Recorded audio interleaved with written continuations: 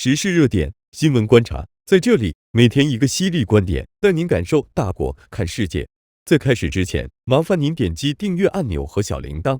就在数天前，美国商务部长雷蒙德在接受 NBC 采访时，叫嚣其将利用所谓的实体清单制度，限制美国技术和产品流向华为等中国企业。随后，美国联邦通信委员会抢先出手，将华为等5家中国企业列入相关实体清单。同一天，美国总统拜登还主导美日印澳4方安全对话，会议着重讨论了供应链安全和科技等议题。仅1周多时间，拜登政府就连续3次出手，足见华盛顿方面的不择手段。参考消息网3月15日发表评论文章称，客观的来说，西方对中国极限孤立和封锁确实能在一定程度上迟滞中国科技的发展，但美方政客可能忘了3个事实。首先，中国科技发展史就是一部中国人自力更生，依靠自己的聪明才智，不断创造奇迹的奋斗史。无论是过去的八统，还是现在的瓦森纳协议，都无法阻挡中国崛起的步伐。其次，中国科技进步的根本动力来源于自主创新。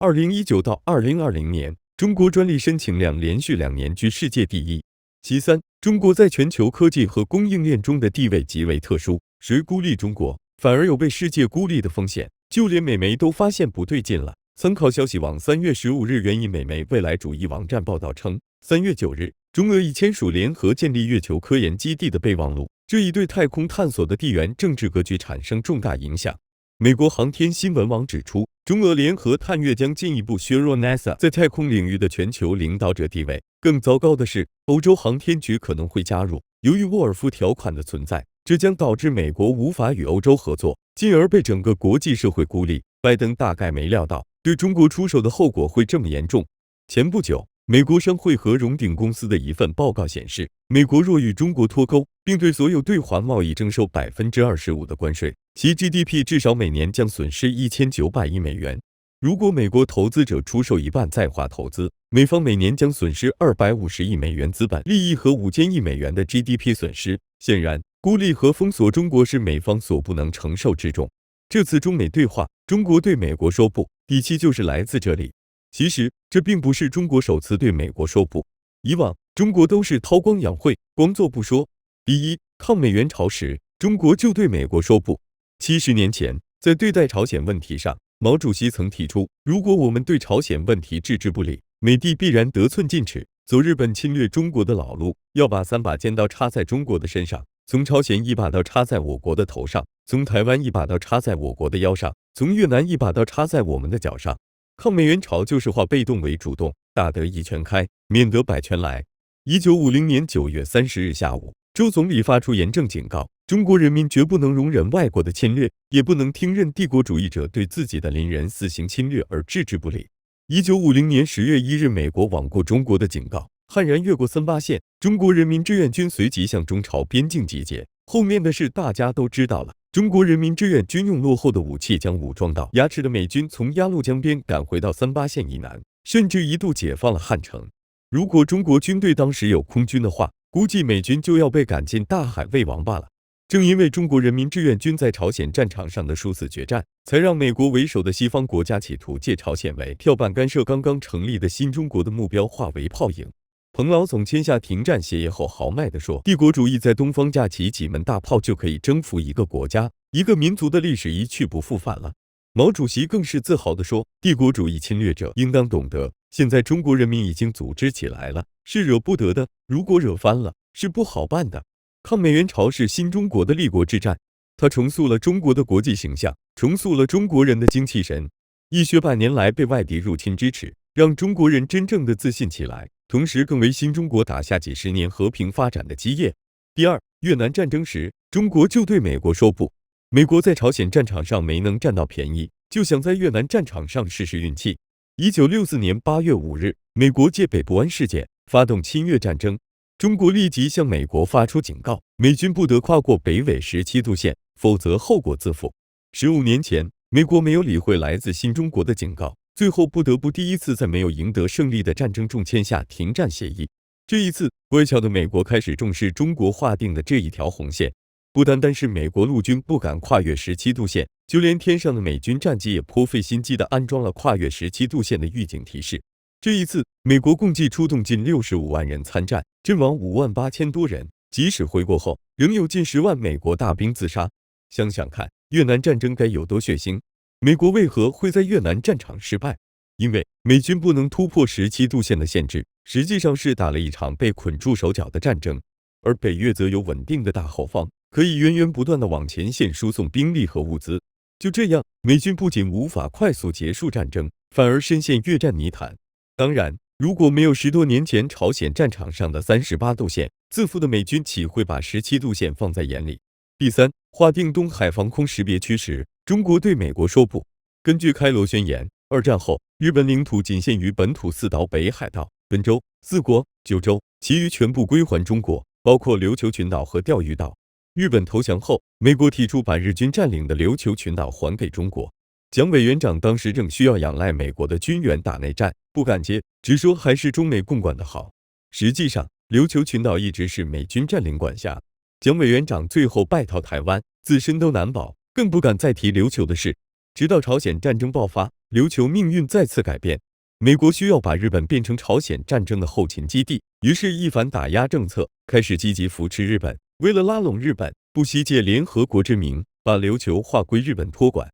实际上就是承认日本对琉球的占领。所以，至今仍在沿用日本的称呼，把琉球称作为冲绳。注意，从法理上讲，日本至今也不拥有琉球的主权，只有托管权。但是，日本却在美国的默许下，不仅称拥有琉球，还将钓鱼岛划到自己名下，这就触犯了中国的逆鳞。中国为何要划定东海防空识别区？首先，2012年日本所谓的钓鱼岛国有化事件惹恼了中国，日本这是从法理上改变现状，无论是对历史负责，还是对本国人民有个交代，中国必须做出强硬回应。其次，日本早前已经划定过东海防空识别区，而且它的划线很嚣张，距离中国大陆海岸线仅100多公里。日本防空识别区早就超过了日本本岛的需要。据金政委披露，在当时某一段时间，日本公布中国进入它的防空识别区50多次，而日本进入中国的防空识别区却高达500多次，是可忍孰不可忍。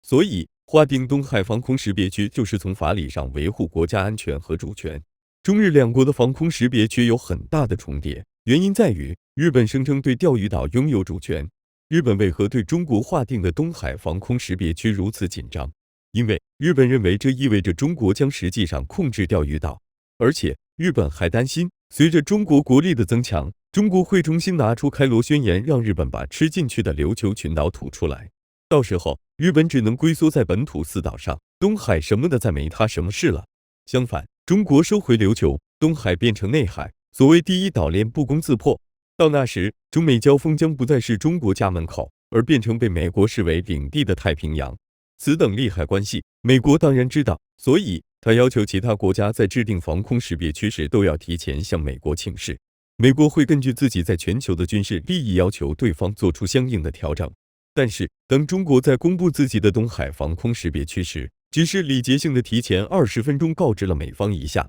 美国非常恼火，简直是不把村长当干部。另一方面，日本也拉着美国的衣角哭着求安慰。2013年11月23日，中国公布东海防空识别区，仅2天后，2013年11月25日，美国就派2架 B-52轰炸机硬闯中国东海防空识别区。我们看看当时国防部新闻发言人耿彦生是如何回答的。在记者见面会上，耿彦生说，美军飞机于北京时间26日11时至13时22分，沿我东海防空识别区东部边缘南北方向往返飞行，为钓鱼岛以东约200公里活动。中国军队进行了全程监视，及时识别，判明了美方飞机类别。有没有发现，美军几乎是擦着中国东海防空识别区的边沿返回，意味着这是一次赤裸裸的试探。世界上任何国家都可以划出自己的防空识别区，但是你要有能力守住才有意义。请注意，中国国防部发言人提到的有时间、有地点，中方还判别了美军飞机类别，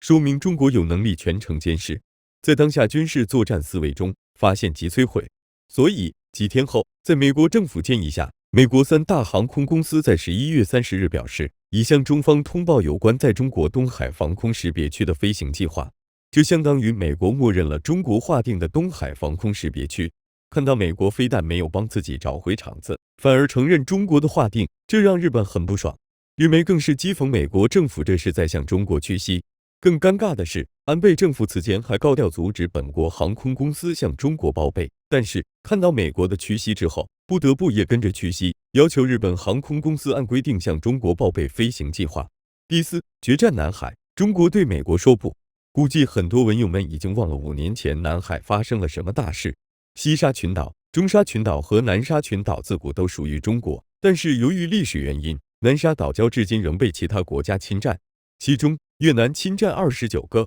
菲律宾侵占8个，马来西亚侵占5个，而我们仅仅控制7个，其中还包括台湾控制的太平岛。为了提升掌控南海能力，保障海洋生命线，中国开启了伟大的种岛事业。沧海桑田见证了中国的进步，大自然的魔法。但是美国不希望看到中国的崛起，操纵菲律宾搞出了一场南海仲裁闹剧。这个非法的仲裁案竟然判处中国在南海的黄岩岛归属菲律宾。这一次美国出力，日本当军师，菲律宾总统阿基诺3世前台表演。2016年，美国前总统奥巴马最后1年的任期，也是当前的美国新总统拜登为美国副总统的最后1年。中美无论是外交还是军事斗争都达到了历史新高峰，估计没有多少人意识到当时有多危险，几乎差一点就爆发中美大海战。看看当时的新闻吧。2016年5月10号，美军太平洋司令部司令、日野海军4星上将哈里斯，在所谓南海仲裁案出结果之前，已经喊出要做好今夜开战的准备。话音一落，美国的里根号和斯坦尼斯号2个航母战斗群齐聚南海，1.2万美军已经做好战斗准备。枪口之下，企图逼着中国签下新世纪丧权辱国的城下之盟。一时间，全世界的目光都聚焦在中国身上。如果中国承认那个非法的所谓南海仲裁案，不仅会失去黄岩岛，还会失去南沙诸岛礁，因为侵占中国南沙岛礁最多的越南已经准备好了资料，就等南海仲裁案中国落败，他好乘机把侵占的29个岛礁合法化。要知道，2016年的中国军力还远没有现在这么强大，怎么办？一边是国家主权，必须亮剑；一边是生死存亡，不得不战。中国国务委员的戴秉国在华盛顿出席中美智库南海问题对话会时，直截了当地表示，没什么了不起，不过是一张废纸。哪怕美国全部10个航母战斗群都开进南海，也吓不倒中国人。态度坚决，语气强硬，中国态度掷地有声。在所谓南海仲裁案出来后，中国直接发表声明，更是首次向全世界提出南海是中国内水的概念。没有人比美国更明白内水的含义，因为美国战略学者认为，拥有一片内水是一个大国的标配。一如美国视加勒比海为自家的后院，中国为何不可以把南海视为自己的内水？进攻才是最好的防守。维护国家的海洋利益绝不是随便讲讲，真理在大炮射程之内，军舰到不了的地方，人家谁拿你当回事儿？为了确保胜利，中国几乎将北海、东海、南海3大舰队的100多艘最精锐舰船全部部署在南海，航母杀手东风211D更是引弓待发，所有部队进入1级战备，战士们甚至连遗书都写好了。中国人民解放军从战机到核潜艇，甚至每一艘军舰为了捍卫祖国主权，都做好了与敌同归于尽的准备。这是2个核大国自朝鲜战争之后发生的最大规模海上对峙。南海之所以没有爆发战争，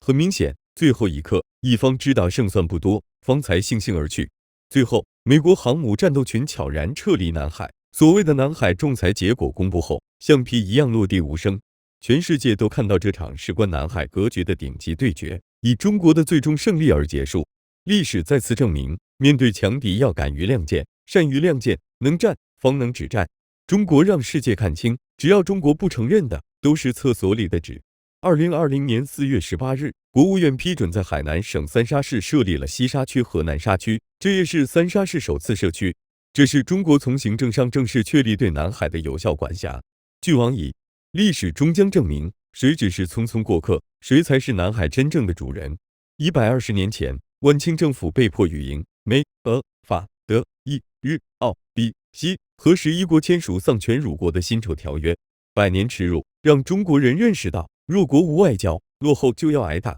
同样是辛丑年，120年后，在中美阿拉斯加高层战略对话上，中方代表毫不客气地提醒美方注意说话的态度。中国网友说：“太牛了，这就是中国态度。”外国网友说：“中国只是说出了别的国家不敢说的事实。”而美国媒体人麦克切尔诺维奇跟美国网友说：“太凶残了，完全压制了美方，不妙啊，伙计们！更有美国网友评论说，美国主场，但是美方代表看上去却像被训诫的小学生。同是辛丑年，世界没变，只是中国变了，两个甲子而已。神州大地已经换了人间，加油，中国！中国加油！